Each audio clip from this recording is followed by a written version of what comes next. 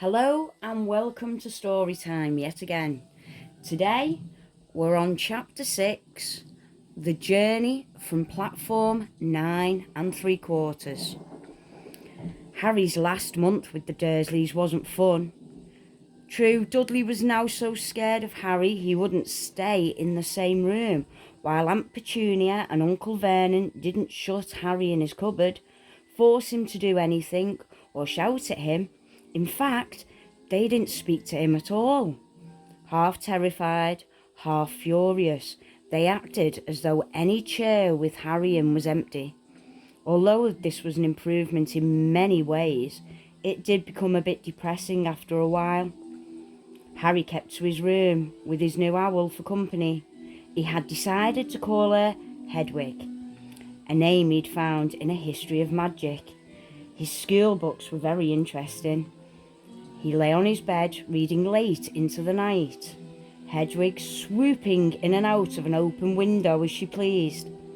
It was lucky that Aunt Petunia didn't come in to hoover anymore, because Hedwig kept bringing back dead mice.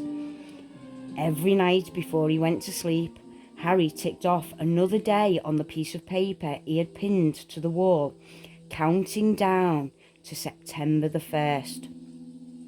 On the last day of August, he thought he'd better speak to his aunt and uncle about getting to King's Cross Station the next day. So he went down into the living room where they were watching a quiz show on television. He cleared his throat to let them know he was there, and Dudley screamed and ran from the room. Uncle Vernon? Uncle Vernon grunted to show he was listening. I need to be at King's Cross tomorrow to go to Hogwarts. Uncle Vernon grunted again. Would it be all right if you gave me a lift? Grunt. Harry supposed that meant yes. Thank you. He was about to go back upstairs when Uncle Vernon actually spoke. Funny way to get to a wizard's school, the train. Magic carpets all got punches, have they? Harry didn't say anything. Where is this school anyway? I don't know, said Harry, realising for the first time. He pulled the ticket Hagrid had given him out of his pocket. I just take the train from platform 9 3/4 at 11 o'clock, he read. His aunt and uncle stared. Platform what? 9 3/4. Don't talk rubbish, said Uncle Vernon. There is no platform 9 3/4. It's on my ticket. Barking, said Uncle Vernon. Howling mad, the lot of them. You'll see. You just wait. All right, we'll take you to King's Cross. We're going up to London tomorrow anyway, or I wouldn't bother. Why are you going to London? Harry asked, trying to keep things friendly. Taking Dudley to hospital, growled Uncle Vernon. Got to have that ruddy tail removed before he goes to Smeltings. Harry woke at 5 o'clock the next morning and was too excited and nervous to go back to sleep. He got up and pulled on his jeans because he didn't want to walk to the station in his wizard's robes. He'd change on the train. He checked his Hogwarts list yet again to make sure he had everything he needed, saw that Hedwig was safely shut in her cage, and then paced the room, waiting for the Dursleys to get up. 2 hours later, Harry's huge, heavy trunk had been loaded into the Dursleys' car. Aunt Petunia had talked Dudley into sitting next to Harry, and they had set off. They reached King's Cross at 10:30. Uncle Vernon dumped Harry's trunk onto a trolley and wheeled it to the station for him. Harry thought this was strangely kind until Uncle Vernon stopped dead, facing the platforms with a nasty grin on his face. Well, there you are, boy. Platform 9, platform 10. Your platform should be somewhere in the middle, but they don't seem to have built it yet, do they? He was quite right, of course. There was a big plastic number 9 over one platform and a big plastic number 10 over the one next to it, and in the middle, nothing at all. Have a good term, said Uncle Vernon with an extra nastier smile. He left without another word. Harry turned and saw the Dursleys drive away. All 3 of them were laughing. Harry's mouth went rather dry. What on earth was he going to do? He was starting to attract a lot of funny looks because of Hedwig. He'd have to ask someone. He stopped a passing guard, but didn't dare mention platform 9 3/4. The guard had never heard of Hogwarts, and when Harry couldn't even tell him what part of the country it was in, he started to get annoyed, as though Harry was being stupid on purpose. Getting desperate, Harry asked for the train that left at 11 o'clock, but the guard said there wasn't one. In the end, the guard strode away, muttering about time wasters. Harry was now trying hard not to panic. According to the large clock over the arrivals board, he had 10 minutes left to get on the train to Hogwarts, and he had no idea how to do it. He was stranded in the middle of a station with a trunk he could hardly lift, a pocket full of wizardry money, and a large owl. Hagrid must have forgotten to tell him something you had to do, like tapping the third brick on the left to get into Diagon Alley. He wondered if he should get out his wand and start tapping the ticket box between platforms 9 and 10. At that moment, a group of people passed just behind him, and he caught a few words of what they were saying. Packed with muggles, of course. Harry swung round. The speaker was a plump woman who was talking to 4 boys, all with flaming red hair. Each of them was putting a trunk like Harry's in front of him, and they had an owl. Heart hammering, Harry pushed his trolley after them. They stopped, and so did he, just near enough to hear what they were saying. Now, what's the platform number? Said the boy's mother. 9 3/4, pipped a small girl, also red-headed, who was holding her hand. Mum, can't I go? You're not old enough, Ginny, now be quiet. All right, Percy, you go first. What looked like the oldest boy marched towards platforms 9 and 10. Harry watched, careful not to blink in case he missed it, but just as the boy reached the divide between the 2 platforms, a large crowd of tourists came swarming in front of him, and by the time the last rucksack had cleared away, the boy had vanished. Fred, you next, the plump woman said. I'm not Fred, I'm George, said the boy. Honestly, woman, call yourself our mother. Can't you tell I'm George? Sorry, George, dear. Only joking, I am Fred, said the boy, and off he went. His twin called after him to hurry up, and he must have done because a second later he had gone. But how had he done it? Now the third brother was walking briskly towards the ticket barrier. He was almost there, and then, quite suddenly, he wasn't anywhere. There was nothing else for it. Excuse me, Harry said to the plump woman. Oh, hello, dear, she said. First time at Hogwarts. Ron's new too. She pointed at the last and youngest of her sons. He was tall, thin and gangly, with freckles, big hands and feet, and a long nose.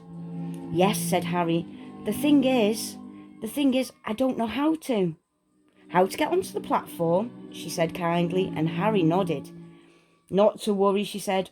All you have to do is walk straight at the barrier between platforms 9 and 10. Don't stop, and don't be scared you'll crash into it. That's very important. Best do it at a bit of a run if you're nervous. Go on now before Ron.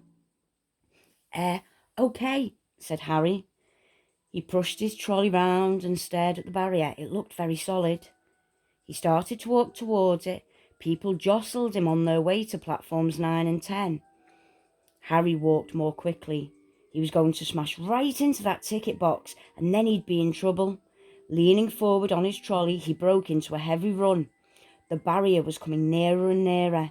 He wouldn't be able to stop. The trolley was out of control. He was a foot away. He closed his eyes, ready for the crash. It didn't come. He kept on running, and he opened his eyes. A scarlet steam engine was waiting next to a platform packed with people. A sign overhead said, Hogwarts Express, 11 o'clock. Harry looked behind him and saw a wrought iron archway where the ticket box had been, and the words platform 9 3/4 on it. He had done it. Smoke from the engine drifted over the heads of the chattering crowd, while cats of every colour wound here and there between their legs. Owls hooted to each other in a disgruntled sort of way over the babble and the scraping of heavy trunks. The first few carriages were already packed with students some hanging out of the windows to talk to their families, some fighting over seats. Harry pushed his trolley off down to the platform in search of an empty seat. He passed a round-faced boy who was saying, "Gran, I've lost my toad again."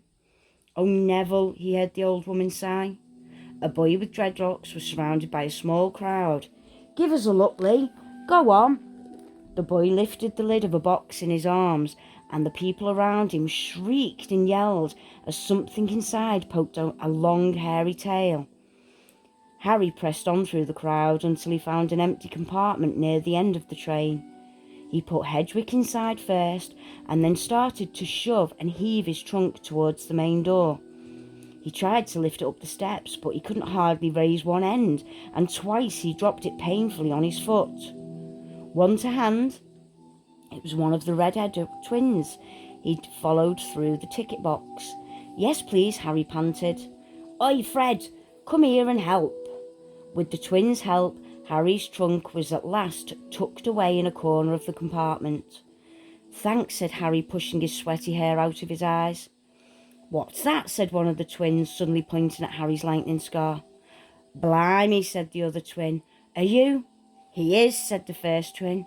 "Aren't you?" he added to Harry. "What?" said Harry. "Harry Potter," chorused the twins. "Oh, him," said Harry. "I meant, yes, I am." The two boys gawped at him, and Harry felt himself going red. Then, to his relief, a voice came floating in through the train's open door. "Fred, George, are you there?" "Coming, Mum." With a last look at Harry, the twins hopped off the train. Harry sat down next to the window, where, half hidden, he could watch the red-haired family on the platform and hear what they were saying. The mother had just taken out her handkerchief. "Ron, you've got something on your nose." The youngest boy tried to jerk out of the way, but she grabbed him and began rubbing the end of his nose.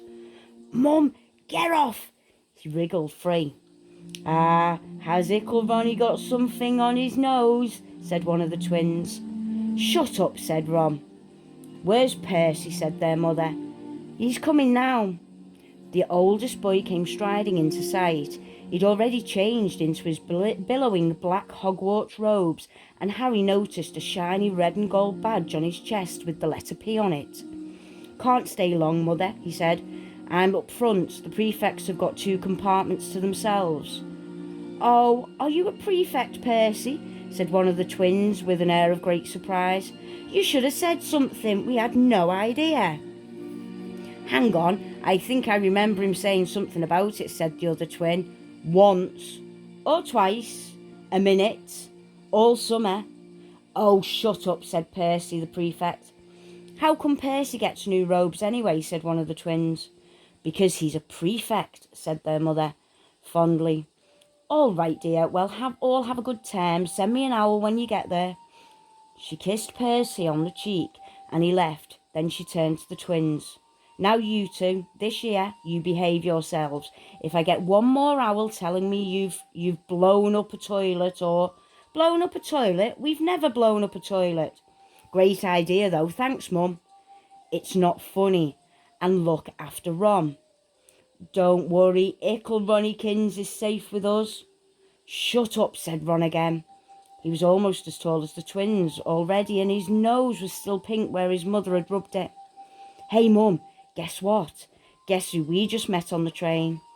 Harry leant back quietly so they couldn't see him. "You know that black-haired boy who was near us in the station? Know who he is?" "Who?" "Harry Potter." Harry heard the little girl's voice. "Oh, Mum, can I go on the train and see him? Mum, oh, please." "You've already seen him, Ginny, and the poor boy isn't something to Google at in the zoo." "Is he really, Fred? How do you know?" "Asked him. Saw his scar. It's really there, like lightning." Poor dear. No wonder he was alone. I wondered. He was ever so polite when he asked how to get onto the platform. "Never mind that. Do you think he remembers what you know who looks like?" The mother suddenly became very stern. "I forbid you to ask him, Fred." "No, don't you dare." As though he needs reminding of that on his first day at school. "All right, keep your hair on." A whistle sounded. Hurry up, the mother said, and the three boys clambered onto the train. They leant out of the window for her to kiss them goodbye, and their young sister began to cry. Don't, Ginny, we'll send you a load of owls. We'll send you a Hogwarts toilet seat. George! Only joking, Mum. The train began to move. Harry saw the boys' mother waving and their sister, half laughing, half crying, running to keep up with the train until it gathered too much speed, and then she fell back and waved. Harry watched the girl and her mother disappear as the train rounded the corner. Houses flashed past the window. Harry felt a great leap of excitement. He didn't know what he was going to, but it had to be better than what he was leaving behind. The door of the compartment slid open, and the youngest red-headed boy came in. Anyone sitting there? He asked, pointing at the seat opposite Harry. Everywhere else is full. Harry shook his head, and the boy sat down. He glanced at Harry and then looked quickly out of the window, pretending he hadn't looked. Harry saw he still had a black mark on his nose. Hey, Ron. The twins were back. Listen, we're going down the middle of the train. Lee Jordan's got a giant tarantula down there. Right, mumbled Ron. Harry, said the other twin, did we introduce ourselves? Fred and George Weasley, and this is Ron, our brother. See you later, then.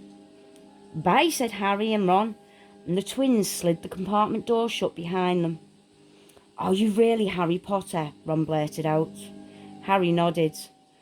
Oh, well, I thought it might be one of Fred and George's jokes, said Ron. And have you really got, you know? He pointed at Harry's forehead.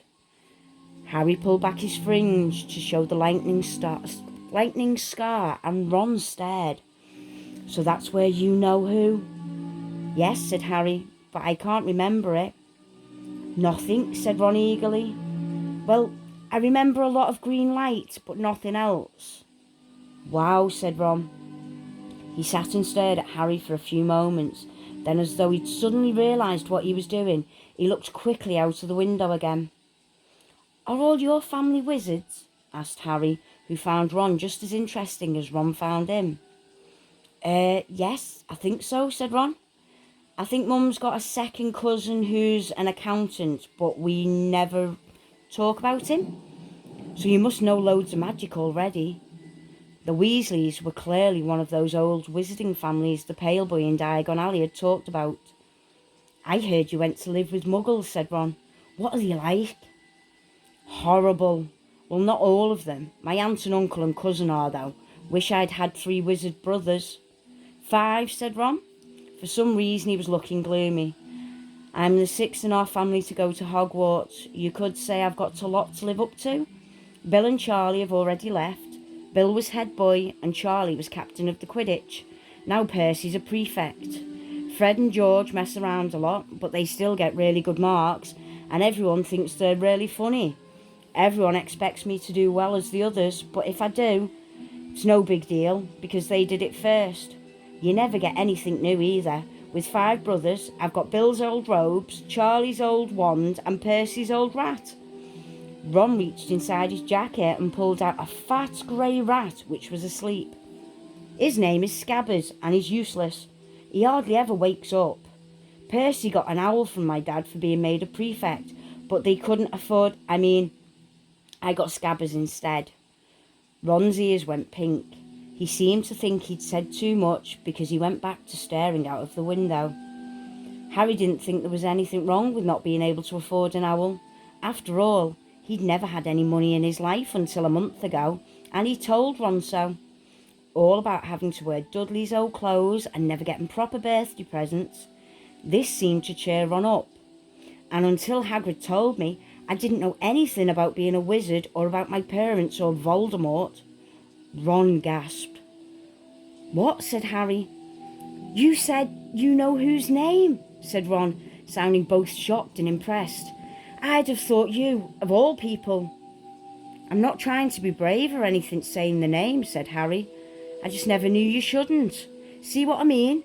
I've got loads to learn, I bet, he added, voicing for the first time something that had been worrying him a lot lately. I bet I'm the worst in the class. You won't be. There's loads of people who came from Muggle families and they learn quick enough. While they'd been talking, the train had carried them out of London. Now they were speeding past fields full of cows and sheep. They were quiet for a time, watching the fields and lanes flick past. Around 12:30, there was a great clattering outside the corridor, and a smiling, dimpled woman slid back their door and said, "Anything off the trolley, dears?" Harry, who hadn't had any breakfast, leapt to his feet, but Ron's ears went pink again, and he muttered that he'd brought sandwiches. Harry went out into the corridor. He had never had any money for sweets with the Dursleys, and now that he had pockets rattling with gold and silver, he was ready to buy as many Mars bars as he could carry. But the woman didn't have any Mars bars. What she did have were Bertie Bott's every flavour beans, Drooble's best blowing gum, chocolate frogs, pumpkin pasties, cauldron cakes, licorice wands, and a number of other strange things Harry had never seen in his life. Not wanting to miss anything, he got some of everything and paid the woman 11 silver sickles and 7 bronze nuts. Ron stared as Harry brought it all back into the compartment and tipped it onto an empty seat. "Hungry, are you?" "Starving," said Harry, taking a large bite out of a pumpkin pasty. Ron had taken out a lumpy package and unwrapped it. There were 4 sandwiches in there. He pulled one of them apart and said, "She always forgets I don't like corned beef." "Swap you for one of these," said Harry, holding up a pasty. "Go on." "You don't want this, it's all dry," said Ron. "She hasn't got much time," he added quickly. "You know, with 5 of us." "Go on, have a pasty," said Harry, who had never had anything to share before, or indeed anyone to share it with. It was a nice feeling sitting there with Ron, eating their way through all of Harry's pasties and cakes. The sandwiches lay forgotten. "What are these?" Harry asked Ron, holding up a pack of chocolate frogs. "They're not really frogs, are they?" He was startled to feel that nothing would surprise him. "No," said Ron, "but see what the card is. I'm missing a gripper." "What?" "Oh, of course you wouldn't know. Chocolate frogs have cards inside them, you know, to collect. Famous witches and wizards. I've got about 500, but I haven't got a gripper or Ptolemy." Harry unwrapped his chocolate frog and picked up the card. It showed a man's face. He wore half-moon glasses, had a long crooked nose and a flowing silver hair, a beard, moustache. Underneath the picture was his name, Albus Dumbledore. "So this is Dumbledore," said Harry. "Don't tell me you've never heard of Dumbledore," said Ron. "Can I have a frog? I might get a gripper. Thanks." Harry turned over his card and read, "Albus Dumbledore, currently headmaster of Hogwarts, considered by many the greatest wizard of modern times. Professor Dumbledore is particularly famous for his defeat of the dark wizard Grindelwald in 1945, for the discovery of the 12 uses of dragon's blood, and his work on alchemy with his partner Nicholas Flamel. Professor Dumbledore enjoys chamber music and ten-pin bowling." Harry turned the card back over and saw to his astonishment that Dumbledore's face had disappeared. "He's gone." "Well, you can't expect him to hang around all day," said Ron. "He'll be back." "No, I've got Morgana again, and I've got about 6 of her. Do you want it? You can start collecting." Ron's eyes strayed to the pile of chocolate frogs waiting to be unwrapped. "Help yourself," said Harry. "But if you know the Muggles world, people just say, put in photos." "Do they? What? They don't move at all?" Ron sounded amazed. "Weird." Harry stared as Dumbledore sidled back into the picture on his card and gave him a small smile. Ron was more interested in eating the frogs than looking at the famous witches and wizards cards, but Harry couldn't keep his eyes off them. Soon he had not only Dumbledore and Morgana, but Hengist of Woodcroft, Alberic Grunion, Cersei, Paralysus, and Merlin. He finally tore his eyes away from the Druidess Cladona, who was scratching her nose to open a bag of Bertie Bott's every flavour bean. Now you want to be careful with those, Ron warned Harry. When they say every flavour, they mean every flavour. You know, you get all the ordinary ones like chocolate and peppermint and marmalade, but then you can get spinach and liver and tripe. George reckons he had a bogey flavoured one once. Ron picked up a green bean, looked at it carefully and bit in the corner. Bless! See, sprouts! They had a good time eating the every flavour beans. Harry got toast, coconut, baked beans, strawberry, curry, grass, coffee, sardine, and was even brave enough to nibble the end of a funny grey one Ron wouldn't touch, which turned out to be pepper. The countryside, now flying past the window, was becoming wilder. The neat fields had gone. Now there were woods, twisting rivers, and dark green hills. There was a knock on the door of their compartment, and the round-faced boy Harry had passed on the flat platform 9 3/4 came in. He looked tearful. "Sorry," he said, "but have you seen a toad at all?" When they shook their heads, he wailed, "I've lost him. He keeps getting away from me." He'll turn up," said Harry. "Yes," said the boy miserably. "Well, if you see him." He left. "Don't know why he's so bothered," said Ron. "If I'd have brought a toad, I'd lose it as quick as I could. Mind you, I brought Scabbers, so I can't talk." The rat was still snoozing on Ron's lap. "He might have died and you wouldn't know the difference," said Ron in disgust. "I tried to turn him yellow yesterday to make him more interesting, but the spell didn't work. I'll show you." He rummaged round in his trunk and pulled out a very battered-looking wand. It was chipped in places and something white was glinting at the end. Unicorn's hair nearly poked out. Anyway, he'd just raised his wand when the compartment door slid open again. The toadless boy was back, but this time he had a girl with him. She was already wearing her new Hogwarts robes. "Has anyone seen a toad? Neville's lost one," she said. She had a bossy sort of voice, lots of bushy brown hair and rather large front teeth. "We've already told him we haven't seen it," said Ron, but the girl wasn't listening. She was looking at the wand in his hand. "Oh, are you going to do magic? Let's see it then." She sat down. Ron looked taken aback. All right." And he cleared his throat. "Sunshine daisies, buttermellow, turn this stupid fat rat yellow." He waved his wand, but nothing happened. Scabbers stayed grey and fast asleep. "Are you sure that's a real spell?" said the girl. "Well, it's not very good, is it? I've tried a few simple spells just for practice, and it's all worked for me. Nobody in my family's magic at all. It was ever such a surprise when I got my letter, but I was ever so pleased, of course. I mean, it's the very best school of witchcraft there is, I've heard. I've learnt all our set books off by heart, of course. I just hope it'll be enough. I'm Hermione Granger, by the way. Who are you?" She said all this very fast. Harry looked at Ron and was relieved to see by his stunned face that he hadn't learnt all the set books off by heart either. "I'm Ron Weasley," Ron muttered. "Harry Potter," said Harry. "Are you really?" said Hermione. "I know all about you, of course. I've got a few extra books for background reading, and you're in modern magical history and the rise and fall of the dark arts and great wizarding events of the 20th century." "Am I?" said Harry, feeling dazed. "Goodness, didn't you know?" "I'd have found out everything I could if it was me," said Hermione. "Do either of you know what house you'll be in? I've been asking around and I hope I'm in Gryffindor. It sounds by far the best. I heard Dumbledore himself was one, but I suppose Ravenclaw wouldn't be too bad. Anyway, we'd better go and look for Neville's toads. You two had better change, you know. I expect we'll be there soon." And she left, taking the toadless boy with her.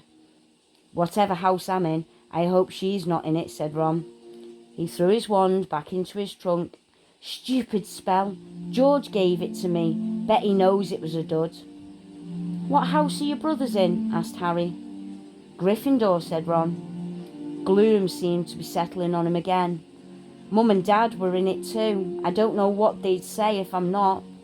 I don't suppose Ravenclaw would be too bad, but imagine if they put me in Slytherin. That's the house vault. I mean, you know who was in. Yeah, said Ron. He flopped back into his seat looking depressed. You know, I think the end of Scabbard's whiskers are a bit lighter, said Harry, trying to take Ron's mind off houses. So what do your oldest brothers do now they've left anyway? Harry was wondering what wizards did once they'd finished school. Charlie's in Romania studying dragons, and Bill's in Africa doing something for Gringotts, said Ron. Did you hear about Gringotts? It's been all over the Daily Prophet, but I don't suppose you get that with the Muggles. Someone tried to rob a high-security vault. Harry stared. Really? What happened to them? Nothing. That's why it's such big news. They haven't been caught. My dad said it must have been a powerful dark wizard to get round Gringotts, but they don't think they took anything. That's what's odd. Of course, everyone gets scared when something like this happens in case you know who's behind it. Harry turned this news over in his mind. He was starting to get a prickle of fear every time you know whose name was mentioned. He supposed this was all part of entering the magical world, but it had been a lot more comfortable saying Voldemort without worrying. What's your Quidditch team? Ron asked.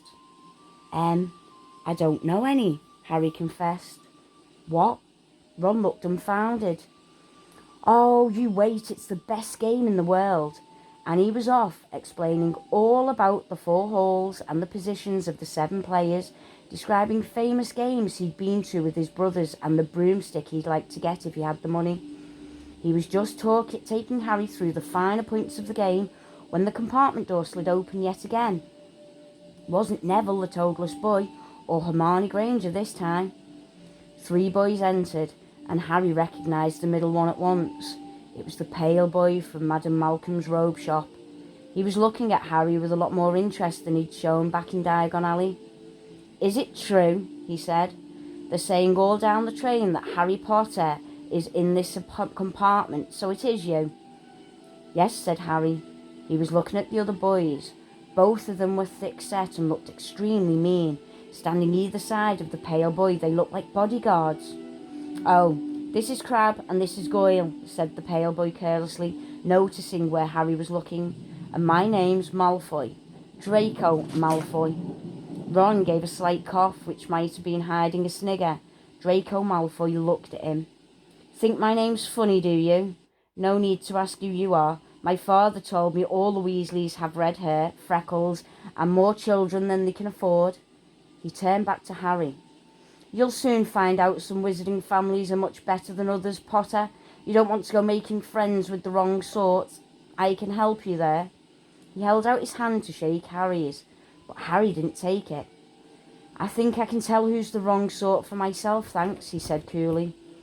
Draco Malfoy didn't go red, but a pink tinge appeared in his pale cheeks. I'd be careful if I were you, Potter, he said slowly. Unless you're a bit politer, you'll go the same way as your parents. They didn't know what was good for them either. You hang around with riffraff like the Weasleys and that Hagrid, and it'll rub off on you. Both Harry and Ron stood up. Ron's face was as red as his hair.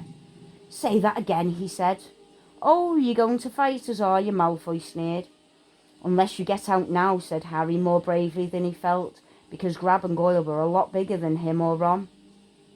But we don't feel like leaving, do we, boys? We've eaten all our food and you still seem to have some. Goyle reached towards the chocolate frogs next to Ron. Ron leapt forward, but before he so much as touched Goyle, Goyle let out a horrible yell. Scabbers the rat was hanging off his finger. Sharp little teeth sunk deeper into Goyle's knuckles. Crabbe and Malfoy backed away as Goyle swinging Scabbers round and round, howling. And when Scabbers finally flew off and hit the wall, all 3 of them disappeared at once. Perhaps they thought they were more rats lurking among the sweets, or perhaps they'd heard footsteps because a second later Hermione Granger had come in. What's been going on, she said, looking at the sweets all over the floor, and Ron picking up Scabbers by his tail. I think he's been knocked out, Ron said to Harry. He looked closer at Scabbers. No, I don't believe it. He's gone back to sleep. And so he had. You've met Malfoy before? Harry explained about their meeting in Diagon Alley. I've heard of his family, said Ron darkly. They were some of the first to come back to our side after you-know-who disappeared.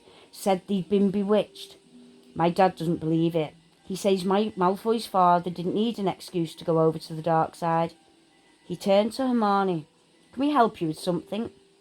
You'd better hurry up and put your robes on. I've just been up front to ask the driver, and he says we're nearly there.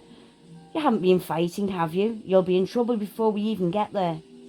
Scabbers has been fighting, not us, said Ron, scowling at her. Would you mind leaving while we change? All right. I only came in here because people outside were behaving very childishly, racing up and down the corridors, said Hermione in a sniffy voice. And you've got dirt on your nose, by the way. Did you know? Ron glared at her as she left. Harry peered out of the window. It was getting dark. He could see mountains and forests under a deep purple sky. The train did seem to be slowing down. He and Ron took off their jackets and pulled on their long black robes. Ron's were a bit short for him. You could see his trainers underneath. A voice echoed through the train. We will be reaching Hogwarts in 5 minutes' time. Please leave your luggage on the train. It will be taken to the school separately. Harry's stomach lurched with nerves, and Ron, he saw, looked pale under his freckles. They crammed their pockets with the last of the sweets and joined the crowds thronging the corridor. The train slowed right down and finally stopped. People pushed their way towards the door and out onto a tiny dark platform. Harry shivered in the cold night air. Then at last, a lamp came bobbing over the heads of the students, and Harry heard a familiar voice. First years, over here. All right there, Harry. Hagrid's big, hairy face beamed over the heads. Come on, follow me. Any more first years? Mind your step now. First years, follow me. Slipping and stumbling, they followed Hagrid down what seemed to be a steep, narrow path. It was so dark either side of them that Harry thought there must be thick trees there. Nobody spoke much. Neville the boy kept losing his toad, sniffed once or twice. You'll get your first sight of Hogwarts, see? Hagrid called over his shoulder. Just round this bend here. There was a loud ooh. The narrow path had opened suddenly onto the edge of the great black lake. Perched atop a high mountain on the other side, its windows sparkling in the starry sky, was a vast castle with many turrets and towers. No more than 4 to a boat, Hagrid called, pointing to a fleet of little boats sitting in the water by the shore. Harry and Ron were followed into their boat by Neville and Hermione. Everyone in, shouted Hagrid, who had a boat all to himself. Right then, forward! And the fleet of little boats moved off, all at once, gliding across the lake, which was as smooth as glass. Everyone was silent, staring up at the great castle. It towered over them as they sailed nearer and nearer to the cliff on which it stood. Heads down, yelled Hagrid as the first boats reached the cliff. They all bent their heads, and the little boats carried them through a curtain of ivy which was hid a wide opening in the cliff face. They were carried along a dark tunnel which seemed to be taking them right underneath the castle, and then they reached a kind of underground harbour where they clambered out onto rocks and pebbles. Oi, you there! Is this your toad? Said Hagrid, who was checking the boats as people climbed out of them. Trevor! Cried Neville blissfully, holding out his hands. Then they clambered up a passageway in the rocks after Hagrid's lamp, coming out at last onto a smooth, damp grass right in the shadow of the castle. They walked up a flight of stone steps and crowded around the huge oak front door. Everyone here? You there? Still got your toad? Hagrid raised a giant fist and knocked 3 times on the castle door. Well, again, that's all for this chapter. The next chapter will be up tomorrow, so if you want to be reminded, just tick the little bell, please subscribe. So for now, it's a goodbye. Very hope you join us again tomorrow, and we will see you very, very soon. Night night.